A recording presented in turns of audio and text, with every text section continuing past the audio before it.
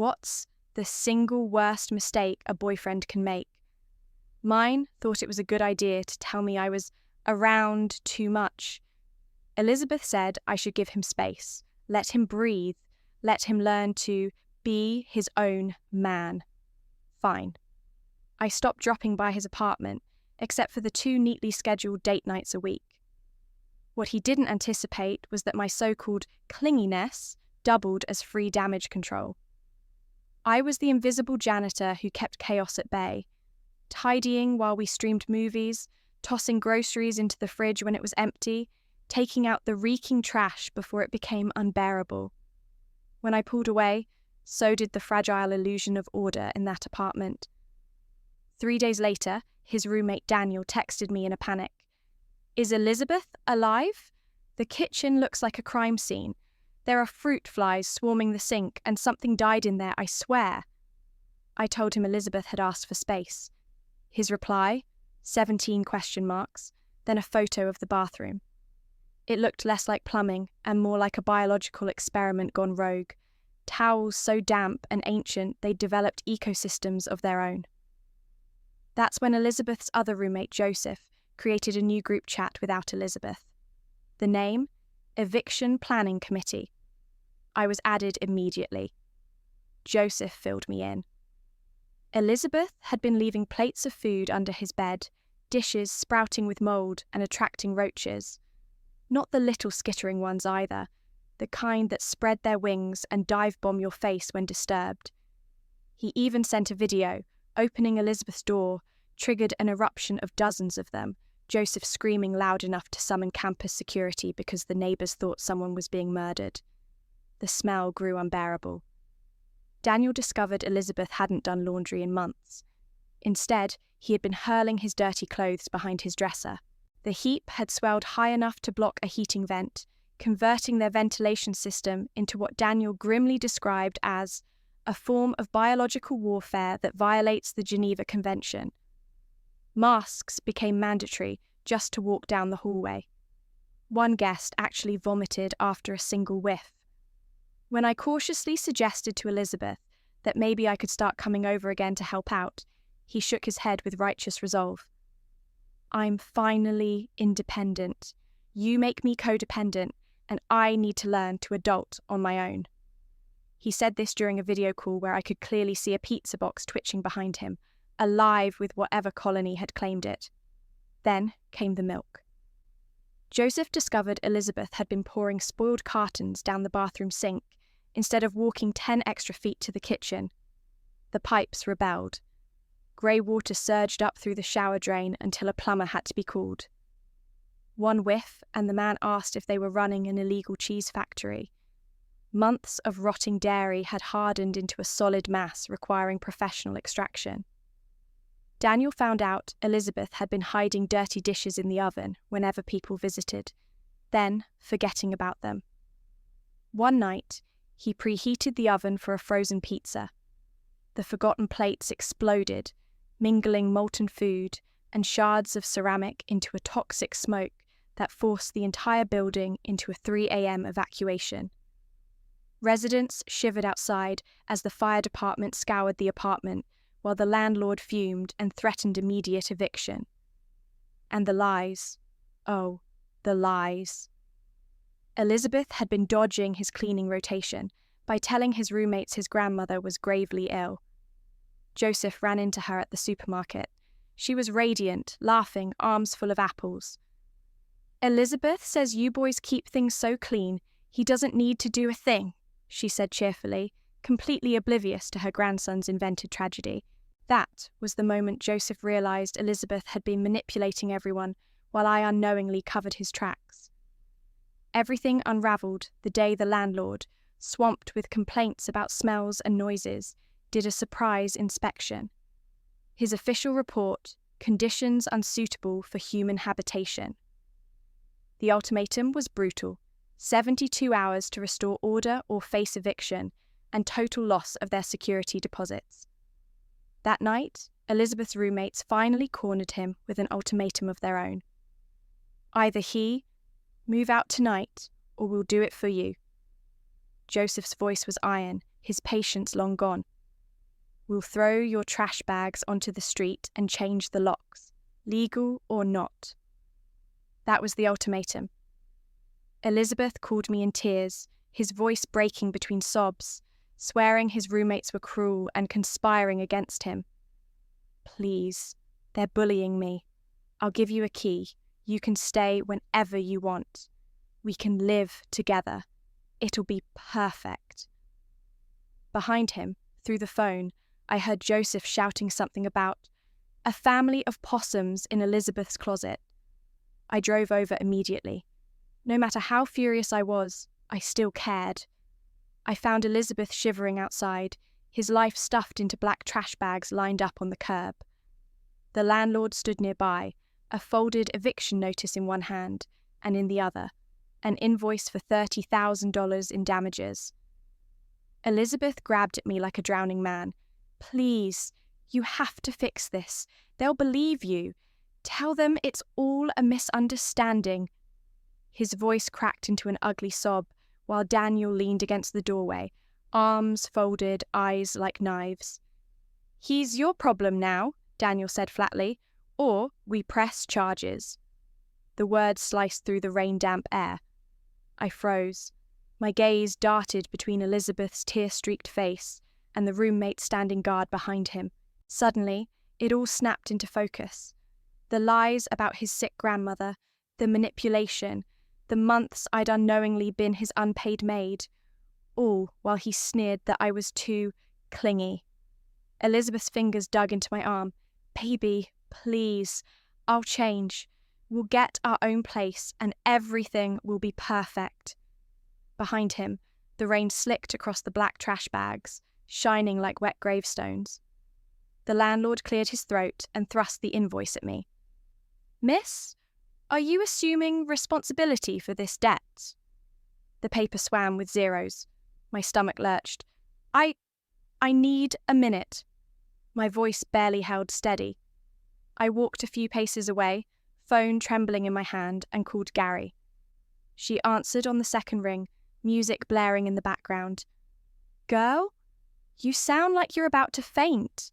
What's going on? I poured it all out. Elizabeth, the eviction, the damages, his begging. Silence stretched for a beat, then Gary's voice sharpened like a blade. Are you insane? He called you codependent when you were the only thing keeping him from drowning in filth.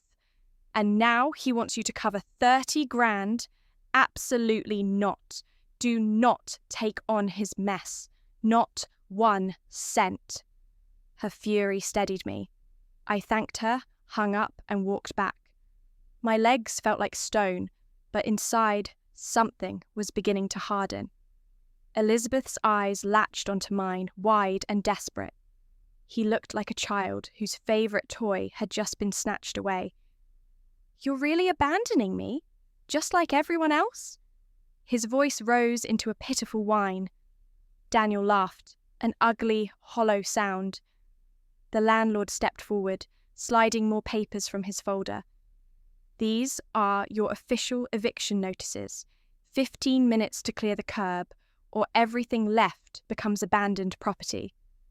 Elizabeth turned toward me again, tears cutting down his cheeks. Please, just 1 night. Let me stay at your place for 1 night. That's all I ask. For the first time, my voice came out firm, unshakable. No. Call your parents. Call a friend. I'm done enabling you. Something inside me settled with those words. A weight lifted, replaced by steel. Joseph glanced up from his phone, almost smirking. Try Charles. He still doesn't know about this train wreck. Elizabeth's hands trembled as he scrolled through his contacts. I heard the ringing on speaker. While he pleaded into the phone, I bent down with Daniel and Joseph to drag some of the less rancid bags under the building's overhang. I couldn't take him in, not anymore. But I couldn't just stand there and watch the rain drown his life in black plastic either. The bags were heavy. Some reeked so strongly the stench seeped through the plastic clinging to my hands. Each one I moved was another piece of the life I had just decided to leave behind. Elizabeth's voice was a frantic blur as he babbled into the phone, inventing some nonsense about a little misunderstanding with his roommates. 20 minutes later, the low rumble of a truck engine echoed down the street. Charles's old pickup turned the corner, headlights slicing through the rain. He jumped out, brows furrowed. "What the hell is going on, man?" Elizabeth pounced on the chance, words spilling out fast. "It's nothing. Just some roommates blowing things out of proportion. Like a couple dirty dishes, that's all." Joseph stepped forward silently, holding his phone like a weapon. He thrust it toward Charles. "Here's the truth." Charles swiped through the photos, and I watched the stages unfold across his face. Confusion, disgust, then outright fury. He gagged at the mold pictures, recoiled at the roaches, and when he reached the oven explosion, his mouth dropped open. "Are you serious? You destroyed the entire apartment!" Elizabeth stammered, trying to spin another excuse, but Charles sliced the air with his hand. His voice turned cold, businesslike. 3 nights. You can crash with me for 3 nights while you figure out where to go. But if you leave one dirty dish, I'll throw you out on the spot. No warmth, no sympathy, just rules.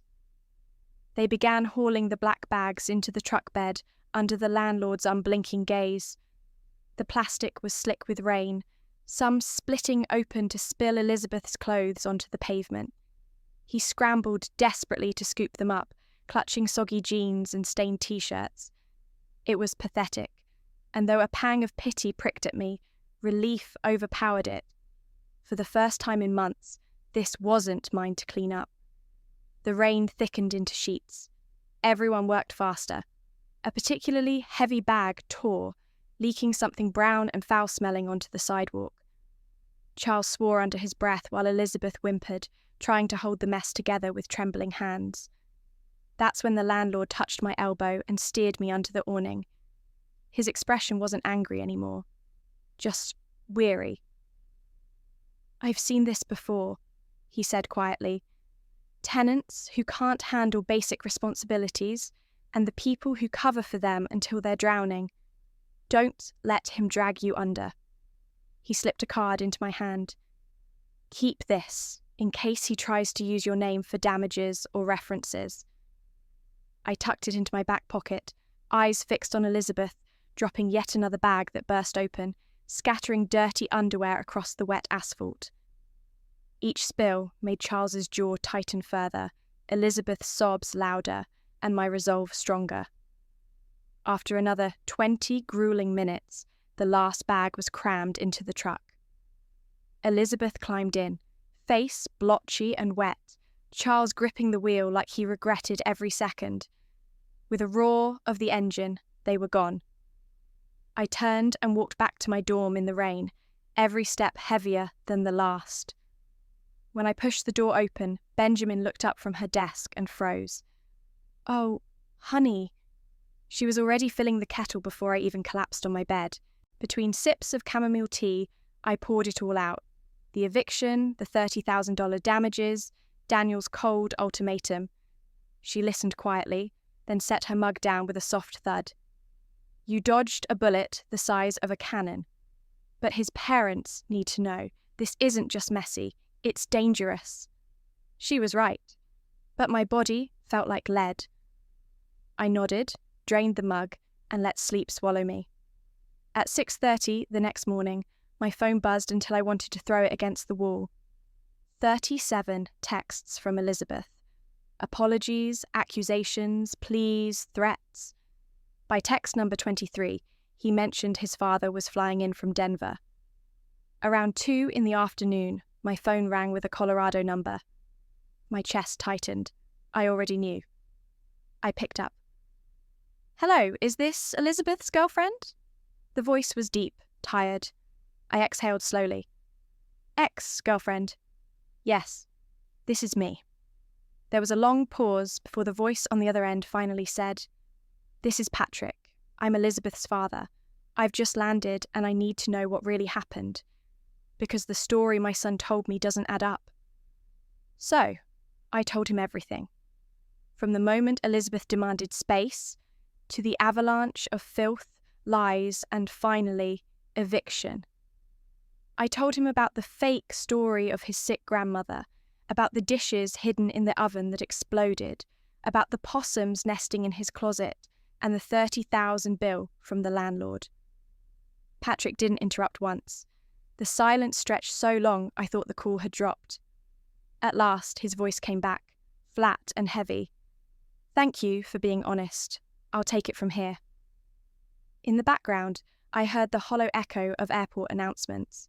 He hesitated before adding, "He had problems like this in high school. We thought college would help him grow up." Then, he hung up. I returned to my economics notes. Numb. 2 days later, Daniel texted with an update. Patrick had shown up in person, slapped down a $10,000 check as a down payment on the damages, and hired a professional cleaning company. "They said it'll take 2 weeks just to get the smell out," Daniel wrote, attaching a photo of a white van parked outside. I was in the library when my phone buzzed with a campus housing number. "This is Heather calling about Elizabeth. He listed you as a character reference for emergency housing." It took everything in me not to laugh out loud.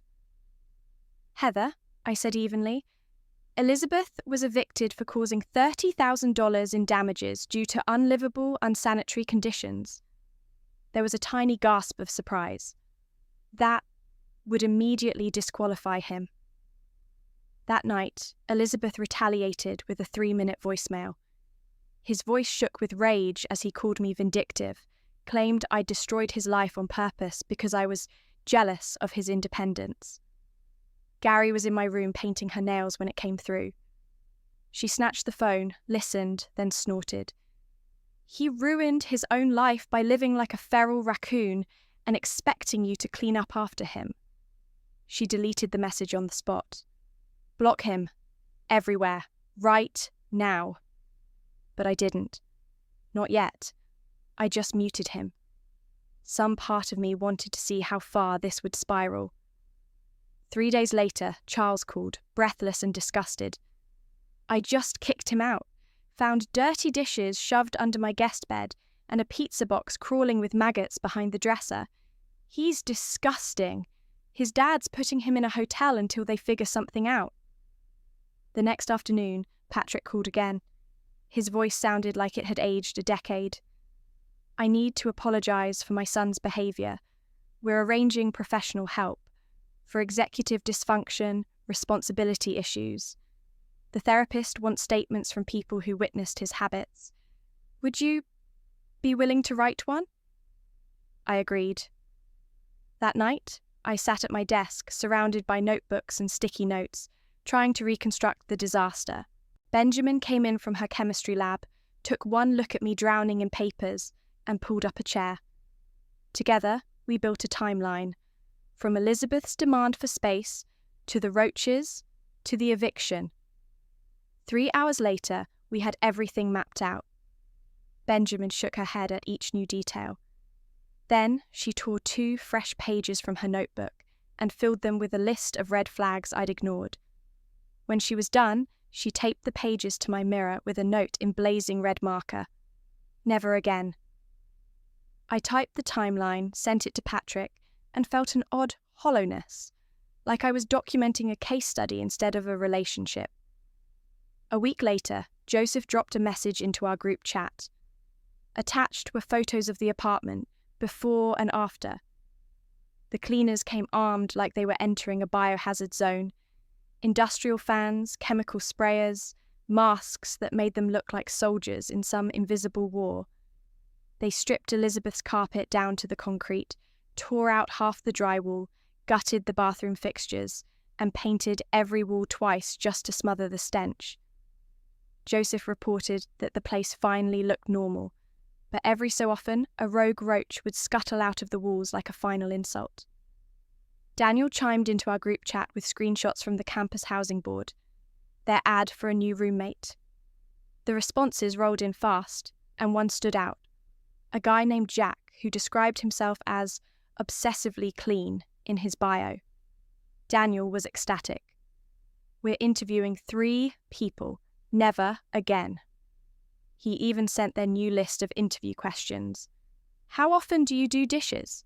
What's your trash policy? One candidate brought his own cleaning supplies to the interview as proof. That alone made Joseph nearly cry with joy. 2 days later, Patrick called again. His voice was ragged with exhaustion. We've enrolled Elizabeth in a life skills program. It's a supervised living situation. For adults who can't manage basic responsibilities, costs 15 grand for 3 months. He's the youngest one there by a decade. Most of the other residents had disabilities or brain injuries. Elizabeth was there because he simply refused to clean up after himself. The program forced him to wash dishes for an hour every day, do laundry twice a week, and follow a strict rotation of chores. According to Patrick, Elizabeth called him nightly in tears, railing about how unfair it all was. A week later, I was at the grocery store when I crashed carts with someone in the cereal aisle. It was Elizabeth's grandmother, perfectly healthy and loading her basket with organic granola. She recognized me instantly. "How are you and Elizabeth?" she asked with polite concern. I told her we'd broken up. Relief bloomed across her face. She gripped my hand. "Good. I was worried you'd waste your best years cleaning up after him, like I did with his grandfather. 40 years of it, and nothing ever changed."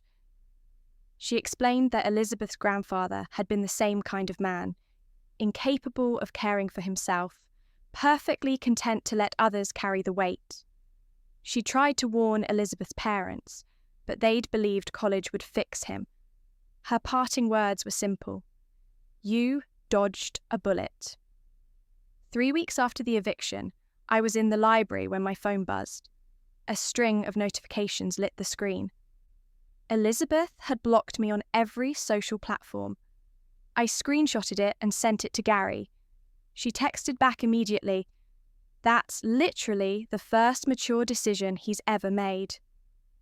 Later, over coffee, we laughed about it. Most people block their exes out of spite. But Gary thought Elizabeth did it to shield himself from the reminder that someone once handled his life for him. Daniel messaged me privately soon after with good news. The landlord had issued partial refunds of their deposits. Since Joseph and Daniel weren't responsible for Elizabeth's disaster, they only lost a small cut for normal wear. They each got $800 back and promptly went furniture shopping. Joseph sent photos of their new couch and coffee table with the caption, "Do we need sage to exercise the apartment?" They also bought an air purifier for every room just in case. Meanwhile, Patrick kept emailing me updates I hadn't asked for.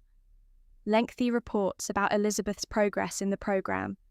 He could now make his bed without supervision, wash a load of laundry without turning it pink, and wipe down counters every 2 hours. The instructors celebrated these as breakthroughs. Patrick called it progress. I called it the bare minimum. Elizabeth still couldn't cook anything beyond microwave dinners, but at least now he was throwing away the plastic trays instead of leaving them scattered like breadcrumbs through a landfill. Progress, I guess.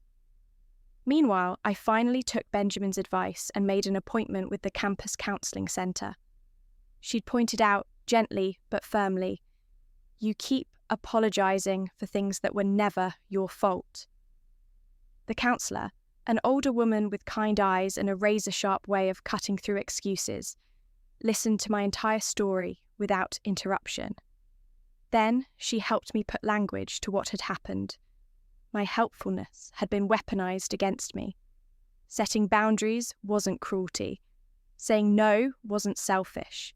It was survival. We unraveled why I hadn't recognized I was being taken advantage of, and she gave me homework. Small exercises in refusal, ways to test my ability to draw lines. Session by session, I realized Elizabeth's parents had enabled him as much as I had, swooping in to clean up his messes, cushioning him from reality. By our third meeting, she told me I was making real progress in spotting unhealthy patterns.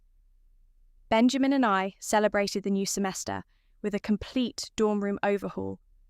We raided Target for fresh bedding, wall prints, and storage bins, then spent an entire Saturday rearranging everything.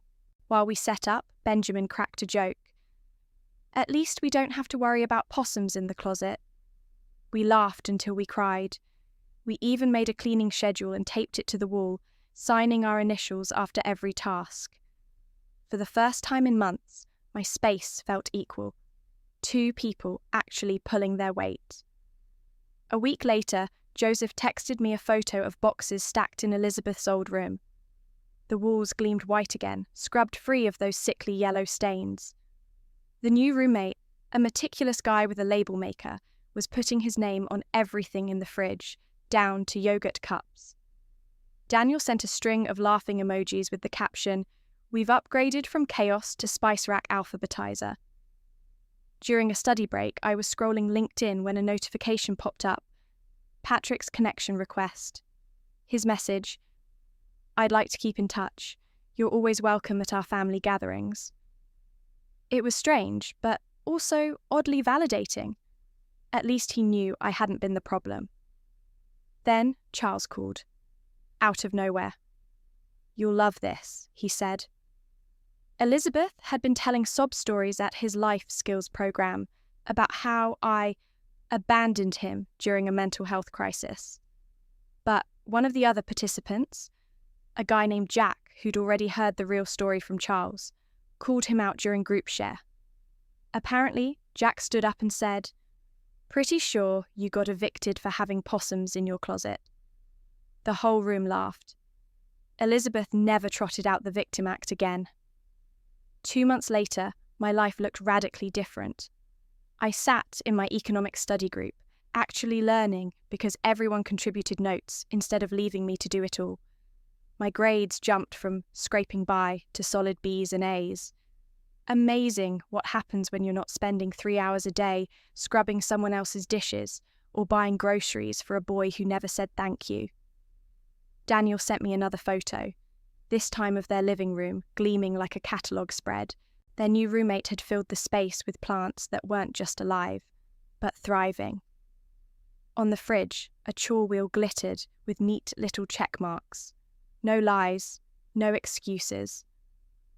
Meanwhile, Patrick emailed me long updates I hadn't asked for. He explained that the program recommended Elizabeth move back home after the semester. He still needed daily supervision to manage hygiene and basic living tasks. They were considering community college as the next step. Maybe. The instructor's report was blunt. At least 6 more months of intensive support before Elizabeth could even attempt independence, which meant his parents, just like me, once, would be carrying his weight a while longer. I started seeing this guy Eric from my economics class. The first time he cooked for me, actual pasta from scratch, he washed every dish immediately afterward. No mould colonies, no crusted plates shoved under a bed. He cleaned his bathroom weekly. He did laundry before he ran out of clean clothes. Basic things, I know, but after Elizabeth, who once insisted that spraying Febreze on dirty shirts counted as doing laundry, it felt miraculous. Around the same time, the apartment complex rolled out new lease agreements. The fine print now included hyper-detailed cleanliness standards and monthly inspection rights. Daniel called it the Elizabeth Clause. The landlord, notably, did not laugh. The rules spelled out everything: maximum trash accumulation times, pest control requirements, mandatory reporting of hygiene hazards. Basically, an anti-Elizabeth manual written into law. One afternoon, I got an email from someone claiming to be Elizabeth's therapist, asking if I'd participate in a joint session for closure. I deleted it without a second thought. I already had closure. My counsellor agreed. Declining was healthy. I didn't owe Elizabeth another second of emotional labour, another excuse, another chance to spin his victim story. Joseph and Daniel later sent out party invitations for their newly restored apartment. The invitation was hilarious. Demons exorcised, safe for human habitation again, no Elizabeth stories allowed. Everyone who knew laughed until their stomachs hurt. I decided to go, It felt right to see the place healed instead of haunted. Eric offered to come as my +1, a small, ordinary gesture. But compared to the chaos I'd endured, it felt like luxury. That morning, Patrick emailed me another weary update. Elizabeth had managed to keep his bedroom clean for 2 entire weeks. His therapist labelled it a major milestone. Patrick confessed they'd hired a professional organiser to visit 3 times a week just to keep him on track. Reading it, I couldn't help thinking, I'd done all that for free, while Elizabeth told people I was making him codependent. What he really wanted was a maid with benefits. The party itself was fun, light, easy, normal. The apartment looked transformed. New furniture, air that smelled like nothing but air.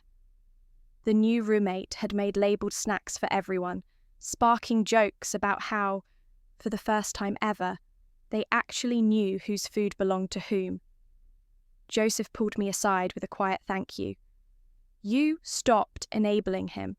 That forced us to stop pretending. His words hit deeper than I expected. Daniel gave me a tour of Elizabeth's old room. Gone were the mounds of clothes, the rancid dishes, the smell of rot. In their place, a sleek gaming setup, books on shelves instead of pizza boxes on the floor. The closet opened without risk of wildlife attack. The new roommate probably took it for granted, but to us it looked like a miracle. He even showed us his colour-coded cleaning schedule pinned to the fridge. Everyone followed it. No lies, no excuses, just order. Later that week, Patrick sent yet another update, this time with a photo. Elizabeth's room at their house. Everything was off the floor. The bed was made. 7 days straight, Patrick wrote proudly. His therapist called it a breakthrough. Most kids figure that out by age 8. At my final counselling session, my therapist flipped through my progress charts. She smiled. You haven't mentioned Elizabeth once in our last 3 sessions. That means you're moving forward. For the first time, I believed her. My counsellor handed me a workbook on boundaries and red flags, the kind of thing I might have once rolled my eyes at. Instead, I read it cover to cover on the flight to Barcelona 6 months later, where I was starting my study abroad program. Benjamin flew out for spring break. We spent a week wandering narrow streets, eating tapas, snapping photos at Sagrada Familia and Park Güell. We didn't once mention the disaster I'd almost chained myself to. The silence was deliberate, a kind of celebration. Daniel sent me a triumphant text, a photo of their security deposit check. Full refund. The landlord had inspected the unit and reportedly said, "Hard to believe this is the same apartment." Word floated back to me from a classmate in economics. Elizabeth was working at his dad's company, doing basic filing and data entry. He was living at home under his parents' supervision, tethered to chore charts he had to initial daily and therapy sessions twice a week. His new life sounded like a parody of responsibility, but at least someone else was enforcing it now. Meanwhile, Eric and I signed a lease on a small apartment near campus for senior year. We split rent, utilities, groceries, cleaning, everything, straight down the middle. Ordinary. Boring. Perfect. After Elizabeth, normalcy felt like luxury. In December, Patrick's holiday card arrived with a family photo. Elizabeth actually looked clean and presentable. On the back, Patrick scrawled that Elizabeth had managed 3 months in a studio apartment, needing only reminders about laundry once a week. He meant it as progress. I read it as relief that it was no longer my problem. Graduation came faster than I expected. I walked across the stage with honours, my parents cheering, snapping photos like paparazzi. That same week, my dream graduate program acceptance arrived in the mail. Finally, the pieces of my life slid into place where they were always meant to be.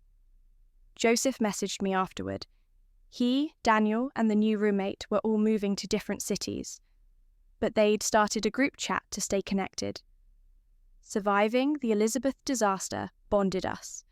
After that, normal roommate fights seemed laughable.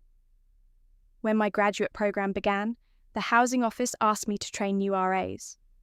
My experience, apparently, made me an expert in difficult roommate dynamics. I stood before 20 wide-eyed freshmen and clicked through slides about enabling behaviours.